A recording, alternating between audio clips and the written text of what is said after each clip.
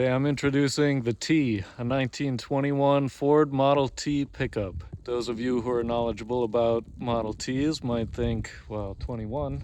I didn't think Ford started making Model T pickups until 1925. And you would be correct. However, this is another unique vehicle that happens to be in the Mad Eye fleet. If you look closely at the back of this tub, you'll notice where they cut off the sedan to make a pickup.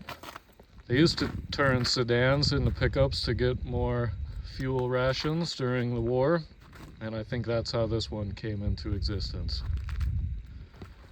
And I say sedan and not four-door because there is no door for the driver's side.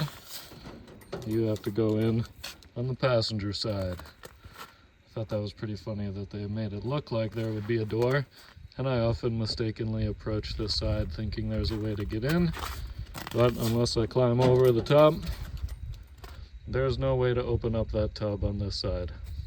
Believe it or not, I'm the third owner of this 105-year-old pickup. My uncle bought it from the original owner, a farmer down in southern Wisconsin. And when my uncle was in high school, he spent a long time rebuilding it and refinishing it and making it a reliable machine again. He kept it for a long time, and he was tired of storing it and didn't use it very often, and decided he wanted to have it go to a better home. When he told me that it was potentially going to leave his care, I asked if there was a way that I could get a hold of it. And he said, well, there's a metalwork project that I'd like some help on. Why don't you do some custom work on some doors, some car doors that I need done, and I'll trade you the Model T. And I jumped at the chance. I got it in non-running condition, but it really didn't take much to get it fixed up. It's got a 4-cylinder engine in here. This is about as simple as they get. My uncle had suspected that there was carburetor troubles, and I took it apart. And normally I would say rebuilt it, but I really didn't have to do much other than clean it out. There's not a whole lot of moving parts inside a Model T carburetor, but there was a little pocket of varnished gas blocking a passage, and after that I was able to take it off the trailer and have it going down the road in short order. You can see the hand crank on the front of how you could use that to start it up if you wanted. There's also a little cable coming out the front of the radiator. Currently it is not connected to the choke, but that would be a way that you could operate the choke and turn the engine over from the front of the vehicle. This one has been updated with an electric start, which you can see the button for down there on the floor. And you might be able to recognize that the pedal setup is a little bit different than what you would see in a normal car. And also the steering column has some things that may not be familiar. What we have up here is the throttle on the right side of the column and the spark advance. The spark advance is pretty forgiving once you get it warmed up, but there does seem to be a sweet spot for getting it started, and then after that it seems like you can kind of have it wherever. I'm sure that there is a lot of people that are more knowledgeable about Model Ts than me that might say that that the information that I just gave there is not quite complete. And I will admit this is probably one of the ones in the fleet that I know the least about. But I do know how to drive it, and it is fun to drive, so I take it out from time to time. Things that I do know about this car is that if it was in its original state, those wood-spoked wheels would be painted black. But my uncle liked the way that they looked when they were just varnished, and I gotta say, I agree with him. I think that looks pretty nice. The bed is made from a walnut tree that was on the original owner's property, which makes it pretty interesting.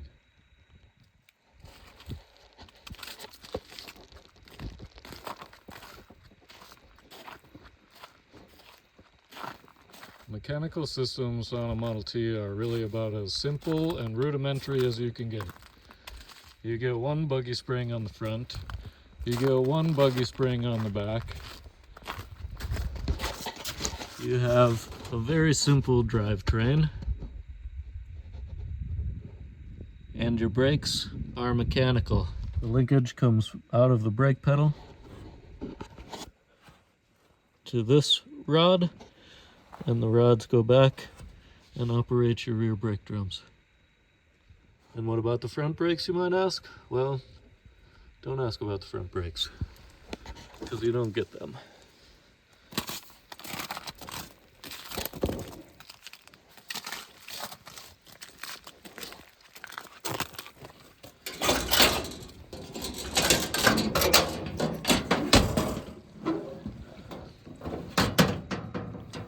You got a small coolant pump here, belt driven, and you can verify that's working by looking at your thermometer. Your gauge cluster does not bother itself with things like details. You've got an amp meter, you've got a way that you can turn your ignition to battery or magneto, and you've got a way that you can turn your lights to on or dim. This introducing video is a little bit different than the other ones because I haven't taken it too far away from home today. But as you might be able to hear in the trees, there is a little bit of freezing drizzle. And to be honest, I'm still a little bit cold from the last drive that I took in this car a few days ago.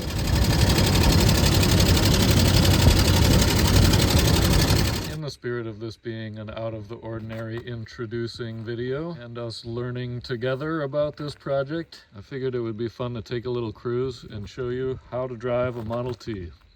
Well, I have to say filming this is going to prove interesting because not only do I need both of my feet to drive this, but I also need both of my hands, and I'm not going to be able to get a very good shot with the camera of doing both. So we might have to show the two systems separately so that I can focus better on what I'm doing.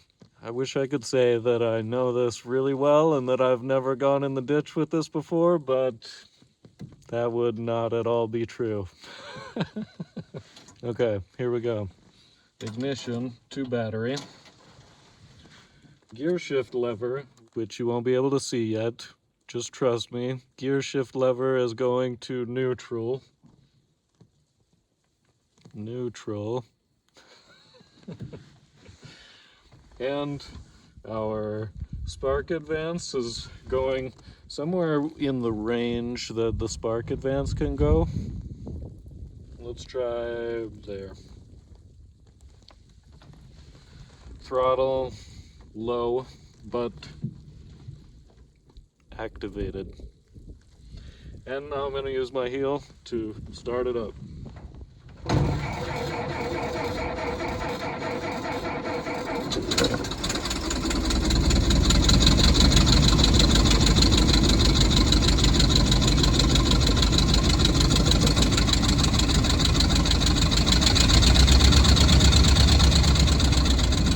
You can already tell it's a little bit cold from sitting here.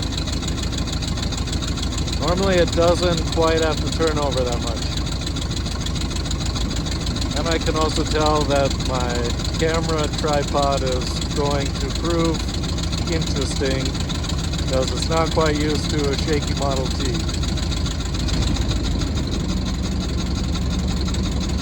But we'll give this a shot anyways.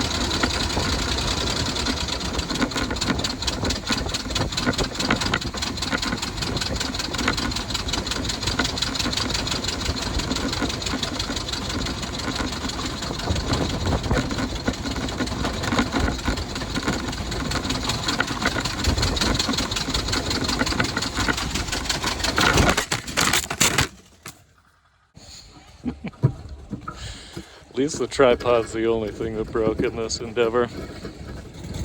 The tripod was lame anyways. Alright, so here's what we've got. We're going to try this a different way. One-handed, two-footed Model T training video. So down here below the steering column, I have 3 pedals available to me and 1 gear shift lever. Currently the gear shift lever is all the way back, which is parking brake applied. Those 3 pedals change what they do depending on where this gear shift lever is. Are you confused yet? I'm not at all. On the left, we have our clutch. If our gear shift lever is in the neutral position, which is up and down, our clutch makes the vehicle go forward.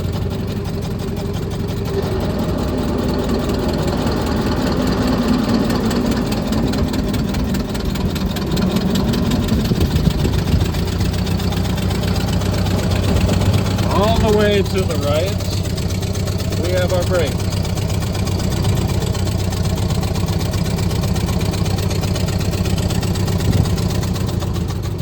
Those need to be simultaneously used with the hand throttle.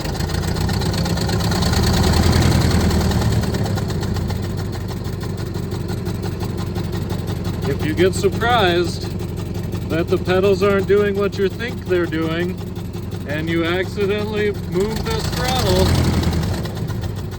you're going to be doing what you don't think you're doing a lot faster than you thought you were. Just ask me how I might have made that mistake once or twice before. It gets worse when you're wearing gloves and you're trying to turn the steering wheel. Now, with our gear shift in this straight up and down neutral position, we can operate our 3rd pedal in the middle for reverse.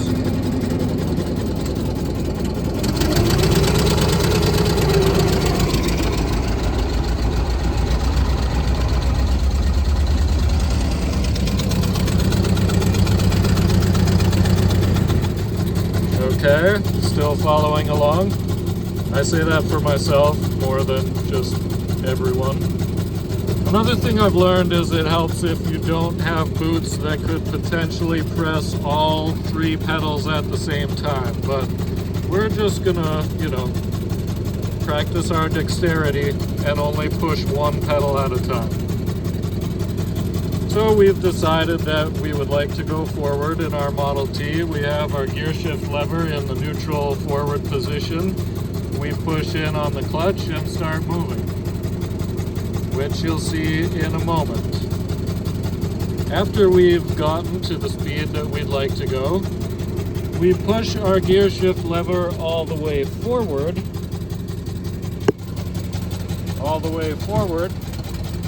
which I'm not going to do right now. And now our clutch, instead of pushing down to go forward, operates like a regular clutch. So if this is straight up and down, push down to go forward. If this is all the way forward, let up to go forward. Not confusing at all. Okay, so here we go.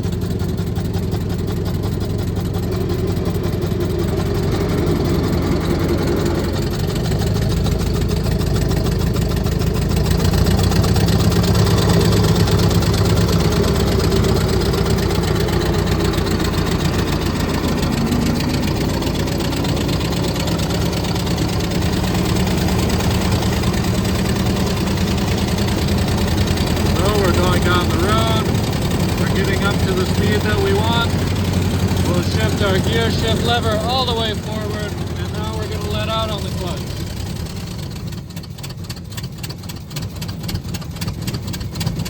And we also happen to be going uphill, so the Model T is deciding that it doesn't really like that. So we'll give it a little bit of throttle.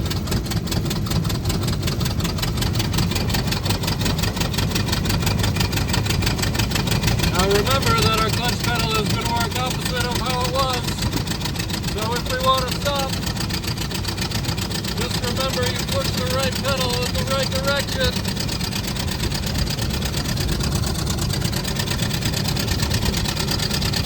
Everything is fine, everything is fine.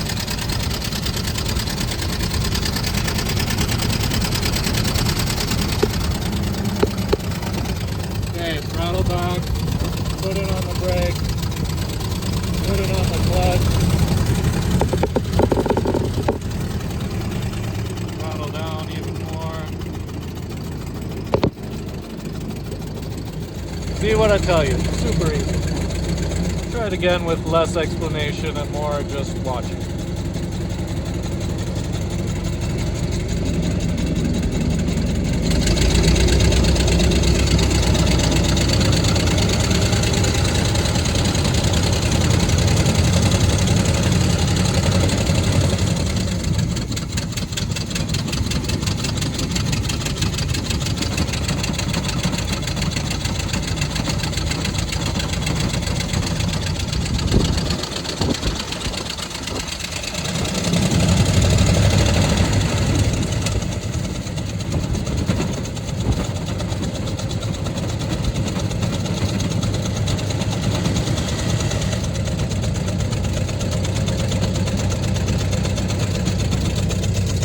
So, in short, you now know how to drive a Model T about just as well as I do. Maybe even better, because you could probably sit there and think about what you're doing rather than worrying about going into the ditch. Hope you enjoyed the video.